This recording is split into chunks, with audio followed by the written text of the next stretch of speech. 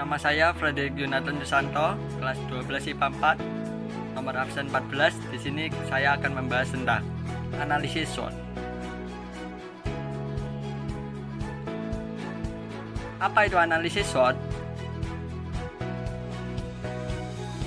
Analisis SWOT adalah suatu bentuk analisis dengan situasi dengan mengidentifikasi berbagai faktor secara sistematis terhadap kekuatan, kelemahan suatu organisasi dari kesempatan serta ancaman lingkungan sekitar untuk merumuskan strategi yang tepat bagi organisasi. Seperti yang kita ketahui, analisis SWOT terbagi menjadi 4 bagian, yakni sebagai berikut.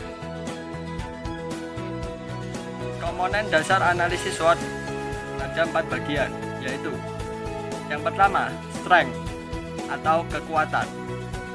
Yang kedua, weakness atau kelemahan. Yang ketiga adalah opportunity atau peluang. Dan yang terakhir adalah threat atau ancaman.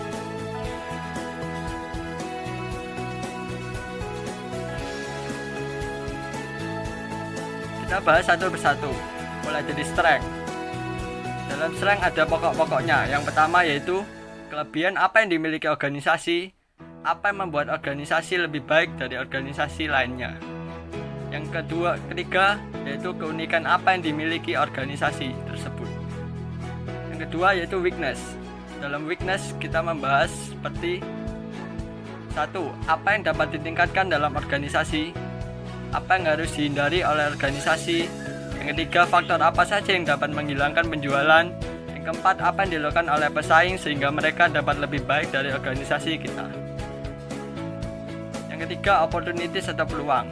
Yang dibahas yaitu pertama, kesempatan apa yang dapat kita lihat. Yang kedua, perkembangan tren apa yang sejalan dengan usaha atau bisnis kita. Yang terakhir yaitu threat atau ancaman. Pokok-pokoknya kita membahas yang pertama yaitu hambatan apa yang kita hadapi sekarang. Yang kedua, apa yang dilakukan oleh pesaing organisasi. Yang ketiga, perkembangan teknologi apa yang menyebabkan ancaman bagi organisasi kita. Nah, lalu bagaimana langkah untuk menyusun strategi bisnis berdasarkan analisis SWOT ini? Mari kita bahas satu persatu. Langkah yang pertama yaitu menentukan target utama usaha. Menentukan target utama perusahaan yang Anda miliki sebagai langkah awal. Buatlah target serealistis mungkin. Yang kedua, deskripsikan kondisi internal perusahaan dengan analisis SWOT. Ada 2 komponen SWOT yang dapat menggambarkan kondisi internal perusahaan Anda, yaitu strength, kekuatan atau keunggulan utama perusahaan. Yang kedua adalah weakness, kelemahan perusahaan. Lalu langkah yang ketiga itu deskripsikan keadaan eksternal perusahaan Anda, yaitu dengan cara memetakan kondisi eksternal perusahaan-perusahaan, terutama faktor yang mempengaruhi perilaku konsumen serta keadaan kompetisi seperti opportunity dan threat. Langkah keempat yaitu menyusun strategi berdasarkan permasalahan yang mulai atau muncul dan memaksimalkan kekuatan untuk meraup keuntungan yang sebesar-besarnya serta kesempatan yang sebesar-besarnya juga. Lalu apa sih tujuan analisis SWOT ini? Untuk membenarkan faktor-faktor internal dan eksternal perusahaan yang telah dianalisis agar perusahaan tetap berjalan untuk mencapai tujuannya. Lalu apa sih manfaat analisis SWOT ini? Strategi perusahaan untuk menetapkan sarana-sarana saat ini atau ke depan terhadap kualitas internal maupun eksternal perusahaan kita. Fungsi analisis SWOT itu apa sih? Untuk menganalisis mengenai kekuatan dan kelemahan yang dimiliki oleh perusahaan kita. Nah, di sini saya akan menganalisis KFC dengan analisis SWOT. Tentu tahu kan KFC.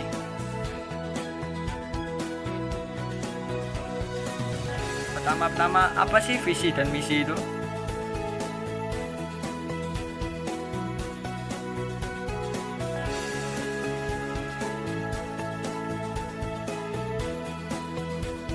Kita bahas visi terlebih dahulu. Visi merupakan tujuan masa depan sebuah instansi, organisasi, atau perusahaan. Lalu apa itu misi? Misi adalah tahapan-tahapan yang harus dilalui untuk mencapai visi tersebut.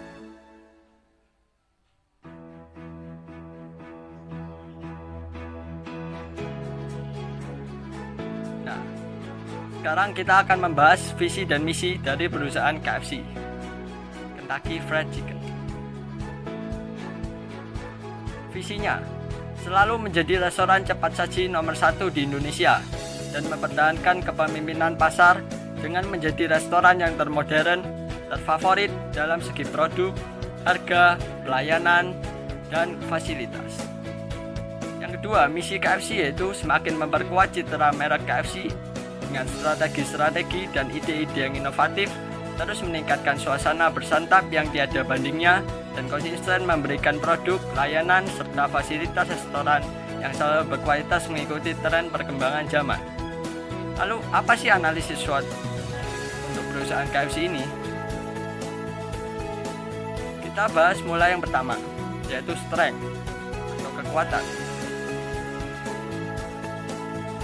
Yang pertama, yaitu sebagai pelopor penyedia makanan cepat saji. Yang kedua, yaitu memiliki cabang di seluruh Indonesia sehingga daerah pemasarannya cukup luas. Yang ketiga, yaitu memiliki manajemen produksi yang cukup baik. Lalu yang keempat, memiliki brand resmi yang terkenal di seluruh dunia. Yang kelima, pelayanan yang cepat dan ramah. Yang keenam, disukai oleh banyak kalangan masyarakat. Lalu yang ketujuh, yaitu rasa yang khas dan lezat. Lalu kita lihat dari segi lainnya, yaitu opportunity atau peluang. Yang pertama, mengembangkan jenis varian yang lain antara lain dalam bentuk penyajian dan rasa yang baru. Dua, bisa dijadikan bisnis waralaba yang bisa menjadi pemasukan dari menjual brand dan sistem manajemennya. Faktor yang ketiga, kita lihat dari segi weakness atau kelemahan. Yang pertama yaitu harga yang kurang terjangkau bagi kalangan masyarakat bawah. Dua, kurang memperhatikan nilai gizi.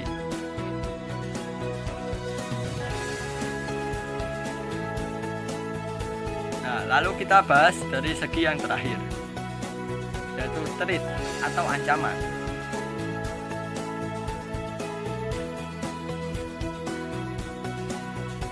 Yang pertama yaitu banyak pesaing lain yang menciptakan jenis makanan cepat saji lain seperti burger, pizza, dan sebagainya.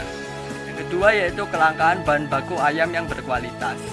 Yang ketiga, masyarakat merasa takut mengonsumsi ayam akibat merebaknya virus flu burung. Yang keempat yaitu banyak masyarakat yang beralih ke jenis makanan yang lebih sehat dan mulai meninggalkan mengonsumsi junk food. Yang kelima yaitu pedagang kaki lima yang menjual fried chicken dengan harga yang lebih terjangkau. Yang keenam, banyak bermunculan produk tepung bumbu ayam goreng yang memungkinkan masyarakat lebih suka membuat fried chicken sendiri daripada membeli. Itulah beberapa ancaman atau threat dari perusahaan KFC.